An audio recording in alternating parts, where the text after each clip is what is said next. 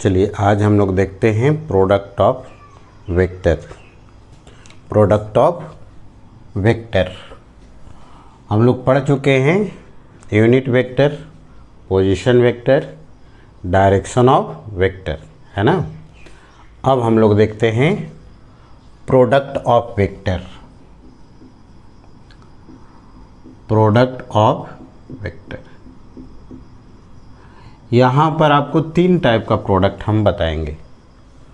First है product of a vector with a scalar quantity.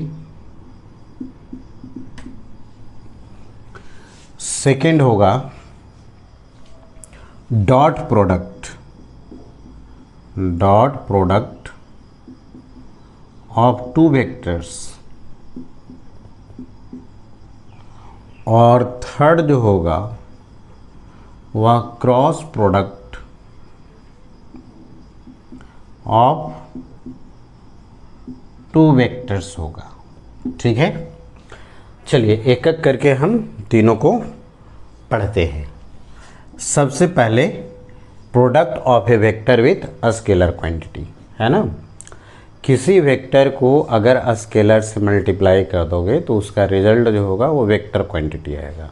ठीक है, तो इस बात को लिख लो। फर्स्ट वाले में लिखो product of a vector with a scalar is a vector quantity।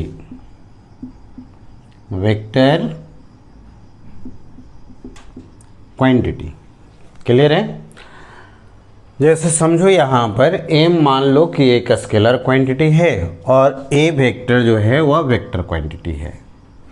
तो अगर हम स्केलर m मान लेते हैं स्केलर है और a है वेक्टर, अगर स्केलर से वेक्टर को मल्टीप्लाई करोगे तो एक वेक्टर क्वांटिटी आएगा। कौन सा क्वांटिटी आएगा? Vector quantity. चलो, तो याद रखना है किसी भी वेक्टर क्वांटिटी को स्केलर से मल्टीप्लाई कर दिया जाए तो कैसा क्वांटिटी आएंगे? वेक्टर क्वांटिटी आएंगे, है ना। अब इसके मैग्नीट्यूड और डायरेक्शन भी होंगे। अगर वेक्टर क्वांटिटी हो गया तो वेक्टर क्वांटिटी के पास दो चीज़ होता है, मैग्नीट्यूड और डायरेक्शन। तो सबसे पहले हम मैग्नीट्यूड के बारे में समझ लेते हैं। मैग्नीट्यूड, अगर बी वेक्टर का मॉड निकालना है तो एम का मॉड, एम तो स्केलर क्वांटिटी है, फिर भी मॉड है तो पॉजिटिव रखना है इसको, और फिर ए का मॉड से मल्टीप्लाई कर देना है तो बी वेक्टर का मॉड निकल जाएगा। और एक बात और समझो, बी वेक्टर का डायरेक्शन जो है ना वह स्केलर के नेचर पर डिपेंड करेगा। तो समझते हैं डायरेक्शन के बारे में।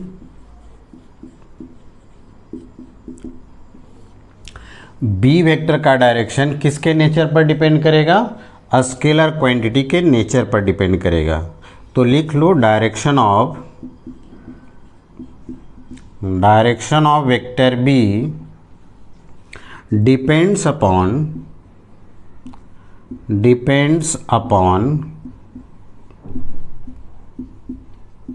नेचर ऑफ एम के नेचर पर डिपेंड करेगा, है ना। जैसे केस फर्स्ट में लिख लेते हैं, if M greater than 0 means positive. अगर यह स्केलर क्वांटिटी पॉजिटिव हुआ तो बी का डायरेक्शन ए के डायरेक्शन में होगा। If m greater than 0 then be directed in the direction of a। ये पैरेलल का साइन है। मतलब देखो समझो, अगर मान लो यहाँ पर a का डायरेक्शन ये है और पॉजिटिव स्केलर से इसको मल्टीप्लाई कर देंगे तो वेक्टर b बन जाएंगे, और ये जो वेक्टर b बनेगा ना उसका भी डायरेक्शन जो है वह ए के डायरेक्शन के अलॉन्ग ही होगा। क्लियर है। तो याद रखना है कि अगर एक स्केलर क्वांटिटी से मल्टीप्लाई कर दे लेकिन वह स्केलर क्वांटिटी कैसा हो, पॉजिटिव, तो जो नए वेक्टर बन रहे हैं उसका डायरेक्शन और प्रीवियस वाले पहले वाले वेक्टर दोनों का डायरेक्शन सेम होगा। इसका मतलब डायरेक्शन सेम हो जाने का मतलब यही ना हुआ कि वेक्टर बी और वेक्टर ए कैसा वेक्टर हो गया, पैरेलल वेक्टर हो गया, है ना। तो यहाँ पर हम लोग नोट करके आप लिख सकते हो, एम ग्रेटर देन 0 मतलब positive, then B parallel to A लिखा हुआ है ना। तो पैरेलल दिखाया भी हुआ है, दोनों का डायरेक्शन सेम है, तो पैरेलल वेक्टर हो गया, आप याद रखेंगे, ठीक है। चलिए पहला केस हो गया, सेकंड केस समझते हैं, इसको ऊपर मिटाते जाते हैं। तो अगर पॉजिटिव क्वांटिटी से मल्टीप्लाई कर दोगे किसी वेक्टर को तो जो नए वेक्टर मिलेंगे उसका डायरेक्शन इनिशियल वेक्टर के ही डायरेक्शन में होगा, डेट इज बी और ए जो होगा वह कैसा होगा, पैरेलल वेक्टर होंगे। सिंपल है। चलिए केस 2 समझते हैं। Case 2, if M less than 0, less than 0 का मतलब हो गया नेगेटिव, है ना। यानी अगर नेगेटिव क्वांटिटी से मल्टीप्लाई कर दोगे देन बी जो होगा वह ए के अपोजिट डायरेक्शन में डायरेक्टेड हो जाएगा, मतलब एंटी पैरेलल हो जाएगा। जैसे मान लो वेक्टर यहाँ पर ए है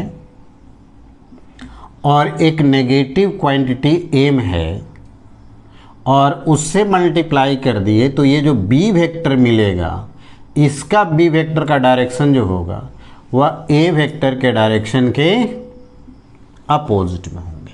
क्लियर है। मतलब ये दोनों वेक्टर कैसा हो गया, एंटी पैरेलल। तो यहाँ पर आप जो साइन देख रहे हो ये एंटी पैरेलल का ही है, मतलब बी वेक्टर ए वेक्टर के अपोजिट में है। क्लियर है। और केस 3 समझते हैं। अगर एम का वैल्यू ही 0 हो जाए then B is equal to M into A लिखते हो ना, तो 0 इंटू ए हो जाएगा, मतलब 0 वेक्टर हो जाएगा। क्या हो गया, 0 वेक्टर। तो 0 वेक्टर किसको कहेंगे उसके बारे में समझो। 0 वेक्टर या फिर इसी को कहते हैं नल वेक्टर, नल वेक्टर, ठीक है। नल वेक्टर या 0 वेक्टर वैसा वेक्टर होगा जिसका मैग्नीट्यूड 0 होगा, लेकिन आप डायरेक्शन डिसाइड नहीं कर सकते हो, है ना। तो इसको आप एक लाइन लिख लो, the vector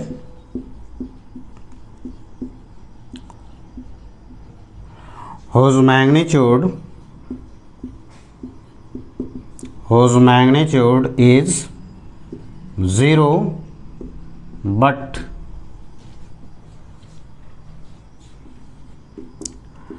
direction is not decided। आप डिसाइड नहीं कर सकते हो, है ना। तो यहाँ पर 3 केस आ गया। अगर m पॉजिटिव हुआ तो b वेक्टर का डायरेक्शन a वेक्टर का, मतलब b और a कैसे होंगे, पैरेलल। दूसरा केस हुआ अगर m नेगेटिव हो गया तो b वेक्टर और a वेक्टर दोनों का direction opposite, that is anti parallel हो गया। अगर m 0 हो गया तो b वेक्टर भी 0 वेक्टर हो गया। 0 वेक्टर का ही नाम होता है नल वेक्टर। और नल वेक्टर किसको कहेंगे, वैसा वेक्टर जिसका मैग्नीट्यूड 0 है लेकिन आप डायरेक्शन बता नहीं सकते हो, डायरेक्शन डिसाइड नहीं कर सकते हो, तो ऐसे वेक्टर का नाम जो होगा वह 0 वेक्टर या फिर नल वेक्टर होगा। क्लियर है, आ रही बात समझ में। चलिए अब फिजिक्स में इसका बहुत सारे एप्लीकेशन है, क्योंकि ये वेक्टर जो है एक तरह से मैथमेटिक्स ही है ना। तो बिना पर्पस का तो कुछ बनाया ही नहीं गया होगा, है ना। मैथमेटिक्स जो है यह इसीलिए बनाया गया कि नेचर के लॉ को उसके टर्म में एक्सप्रेस किया जाए, यानी फिजिक्स को उसके टर्म में एक्सप्रेस किया जाए। क्लियर ना। तो फिजिक्स अपने सिलेबस में बहुत सारे ऐसे क्वांटिटी हैं, ऐसे क्वांटिटी हैं जो वेक्टर को स्केलर से मल्टीप्लाई करने के बाद मिलता है। और याद रखना, किसी वेक्टर को स्केलर से मल्टीप्लाई करोगे तो उसका जो रिजल्ट मिलेगा वह वेक्टर क्वांटिटी होंगे। कैसा क्वांटिटी होंगे? वेक्टर क्वांटिटी होंगे। क्लियर ना? समझो इसको। इसका एग्जाम्पल बहुत सारे होंगे, इसका एग्जाम्पल आपको समझाते हैं। जैसे वेट फोर्स, आप लोग समझते हो या नहीं समझते हो? W जो होता है वह m इंटू जी होता है ना। m जो है वो मास है और g है एक्सेलरेशन ड्यू टू ग्रेविटी। और g हमेशा वर्टिकली डाउनवर्ड होता है। एक्सेलरेशन ड्यू टू ग्रेविटी मतलब अर्थ किसी ऑब्जेक्ट को जितने एक्सेलरेशन से पुल कर रहा है वह होता है एक्सेलरेशन ड्यू टू ग्रेविटी, और वह वर्टिकली डाउनवर्ड होता है। ऐसे कहो कि टुवर्ड सेंटर ऑफ अर्थ होता है, लेकिन हम लोग अर्थ सरफेस पर हैं इसीलिए हमें क्या दिखाई पड़ेगा? वर्टिकली डाउनवर्ड दिखाई पड़ेंगे। तो ये जो मास है ना उसको हम यहाँ पर पॉजिटिव कंसिडर कर लेते हैं। कहो कि सर चार्ज थोड़ी ये है। अरे ना भाई, चार्ज नहीं है, लेकिन पॉजिटिव कंसिडर किया जा सकता है ना, चार्ज के नीचे से नहीं बता रहे हैं, है ना। तो मास जो है वह आप पॉजिटिव मानोगे, तो मास जो हो गया स्केलर क्वांटिटी होगा और ये पॉजिटिव है, इसलिए वेट फोर्स का डायरेक्शन जो होगा वह किसके डायरेक्शन में होगा? एक्सेलरेशन ड्यू टू ग्रेविटी के डायरेक्शन में होगा। इसका मतलब वेट भी किधर की ओर लगेगा? Vertically downward. तो अगर यहाँ m पॉजिटिव हुआ तो g वेक्टर और w वेक्टर दोनों का डायरेक्शन सेम हो गया। मतलब दोनों कैसा हो गया? पैरेलल वेक्टर हो गए। बहुत सारे फिजिक्स में ऐसे क्वांटिटी आपको मिलेंगे। जैसे देखो, फोर्स इज इक्वल टू होता है मास इंटू एक्सेलरेशन। मास भी हम लोग पॉजिटिव ही लेते हैं। इसका मतलब ये हुआ कि फोर्स का डायरेक्शन और एक्सेलरेशन का डायरेक्शन दोनों का डायरेक्शन सेम होगा। मान लो अगर एक्सेलरेशन हॉरिजॉन्टल में है, इसका मतलब फोर्स भी किस डायरेक्शन में लग रहा है? हॉरिजॉन्टल में लग रहा है। ठीक है, तो ये पॉजिटिव स्केलर क्वांटिटी से मल्टीप्लाई कर रहे हैं, और पॉजिटिव स्केलर क्वांटिटी से मल्टीप्लाई करोगे तो ए वेक्टर और एफ वेक्टर दोनों पैरेलल वेक्टर हो जाएंगे। क्लियर है?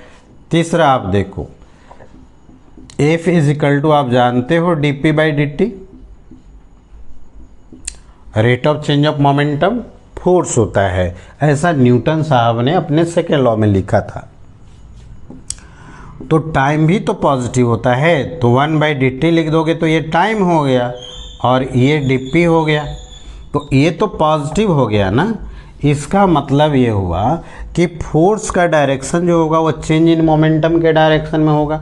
तो मान लो चेंज इन मोमेंटम मान लो इस डायरेक्शन में आ गया, तो इसी डायरेक्शन में क्या लग जाएंगे? फोर्स भी लग जाएंगे। इसका मतलब फोर्स वेक्टर और मोमेंटम वेक्टर कैसा वेक्टर हो गया? पैरेलल वेक्टर हो गए। क्लियर है? चलिए एक और इसमें एग्जाम्पल देखते हैं। बहुत सारे फिजिक्स में एग्जाम्पल में ऐसे आएंगे, आप सब दिमाग में रखना है सब बात को। ठीक है?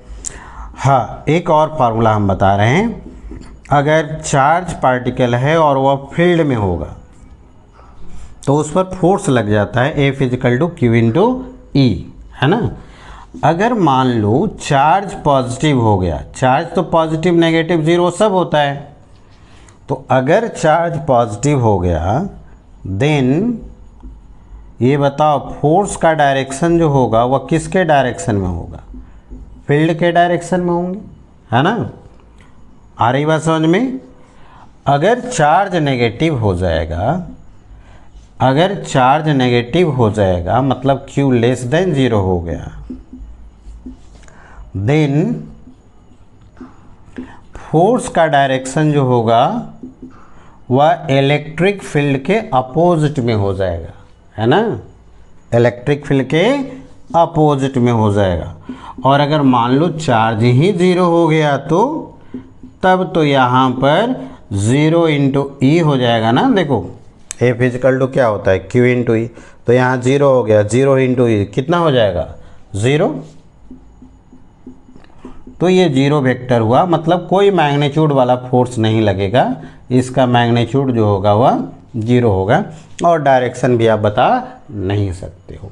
तो ये सब एग्जाम्पल हुआ product of a vector with scalar quantity का। ठीक है, एक ये लास्ट वाला का एप्लीकेशन हम यहाँ पर आपको समझा करके इसके डायरेक्शन को क्लियर कर देते हैं। क्लियर ना? चलिए,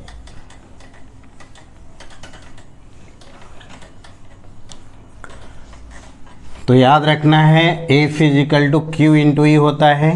इसका मतलब अगर इलेक्ट्रिक फील्ड में चार्ज पार्टिकल है और अगर पॉजिटिव है तो उस पर फोर्स फील्ड के डायरेक्शन में लगेगा। चार्ज अगर नेगेटिव हुआ तो उस पर फोर्स फील्ड के अपोजिट में लगेगा, और अगर चार्ज ही जीरो हो गया तब तो फोर्स ही नहीं लगेगा, है ना। चलो इसको एक एग्जाम्पल से हम आपको समझाते हैं। मान लो इस डायरेक्शन में इलेक्ट्रिक फील्ड है, इस डायरेक्शन में इलेक्ट्रिक फील्ड है, और यहाँ से अल्फ़ा, बीटा और गामा पार्टिकल को वर्टिकली अपवर्ड डायरेक्शन में प्रोजेक्ट कर दिया। ठीक है, वर्टिकली अपवर्ड डायरेक्शन में प्रोजेक्ट कर दिया, और यहाँ हम 3 पाथ दिखा देते हैं। तुमसे प्रॉब्लम में कहेगा कि बताओ कौन सा पार्टिकल किस पाथ को फॉलो करेगा, है ना। कौन सा पार्टिकल किस पाथ को फॉलो करेगा, लिख लो। Indicate the path follow by projected particle. ठीक है, समझते हैं। अब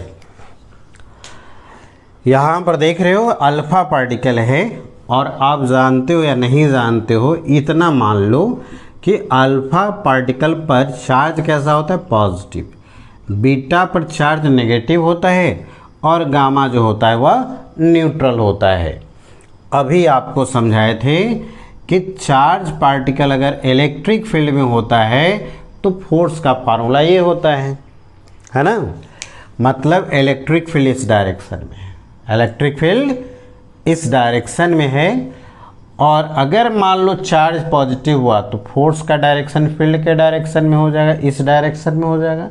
चार्ज अगर नेगेटिव हुआ तो फोर्स का डायरेक्शन फील्ड के अपोजिट में होगा, और अगर चार्ज जीरो हो गया तो फोर्स ही नहीं लगेगा, है ना। अब हमें ये बताओ कि अल्फ़ा पार्टिकल पर कैसा चार्ज है, पॉजिटिव। पॉजिटिव है तो इस पर फोर्स किधर की ओर लगेगा, फील्ड के डायरेक्शन में लगेंगे, तो फील्ड तो इस डायरेक्शन में है, इसलिए अल्फ़ा पार्टिकल जो फॉलो करेगा वह पाथ 1 फॉलो करेगा, है ना। बीटा पर कैसा चार्ज है, नेगेटिव, तो इस पर जो फोर्स लगेंगे वह फील्ड के अपोजिट में लगेगा, तो फील्ड तो इधर की ओर डायरेक्टेड है, उसके अपोजिट इधर होगा, मतलब बीटा जो होगा वह इस पाथ को फॉलो करेगा। ठीक है, और गामा पर तो कोई चार्ज ही नहीं है तो फोर्स ही नहीं लगेगा, तो जैसे आप प्रोजेक्ट किए हो उसी से यह पास कर जाएंगे। आ गई बात समझ में, कोई दिक्कत तो नहीं। चलो, तो ऐसे एप्लीकेशन होता है। एक और आपको इसमें प्रॉब्लम हम कराते हैं, समझो। मिटा दे इसको।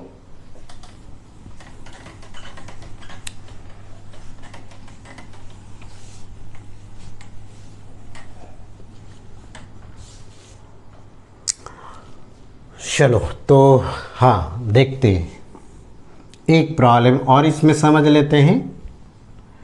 If vector A 2i cap plus 3j cap 3j cap plus 4k cap and vector B 4i cap plus 6j cap plus xk cap are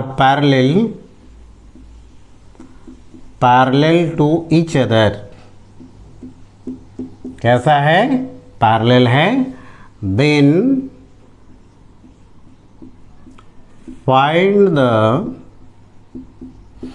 value of x, x का वैल्यू फाइंड करना है। है ना।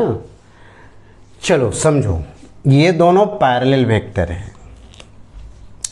Parallel होने का मतलब समझ में आ रहा है ना आपको? क्या आ रहा है समझ में? पैरेलल होने का मतलब ये हो रहा है कि ये दोनों में कोई एक पॉजिटिव क्वांटिटी से मल्टीप्लाई किया हुआ है ना। और अगर पॉजिटिव क्वांटिटी से मल्टीप्लाई किया जाए तो वेक्टर बी और वेक्टर ए दोनों क्या हो जाएंगे? पैरेलल हो जाएंगे। क्लियर ना? तो ये बताओ, इसको देख करके बताओ तो कितने से मल्टीप्लाई किया जाए तो ए वाला मिलेगा, ए में कितने से मल्टीप्लाई कर दे कि बी मिलेगा। तो अगर ए में हम 2 से मल्टीप्लाई कर देते हैं तो 2 2 जा 4, 3 2 जा 6 और 4 2 जा कितना होना चाहिए? 8। तो x का वैल्यू कितना होना चाहिए? 8। लेकिन देखो, अगर मान लो उससे नहीं समझ में आया तो इतना याद रखना, अगर ये दोनों पैरेलल वेक्टर है ना, ये दोनों पैरेलल वेक्टर है तो इसके कोएफिशिएंट का रेशियो जो होगा वह सेम होगा। कोएफिशिएंट का रेशियो क्या हो जाएगा? सेम हो जाएगा। चलिए, तो कोएफिशिएंट का रेशियो आप बताओ। i का कोएफिशिएंट है 2 और b में देखो कितना है 4, उसका रेशियो निकालो। j का कोएफिशिएंट का रेशियो, k का कोएफिशिएंट का रेशियो लो। अगर ये पैरेलल हो जाए तो ये इक्वल हो जाएगा, है ना। और अब यहाँ से किसी एक को इक्वेट करके आप निकाल सकते हो x का वैल्यू।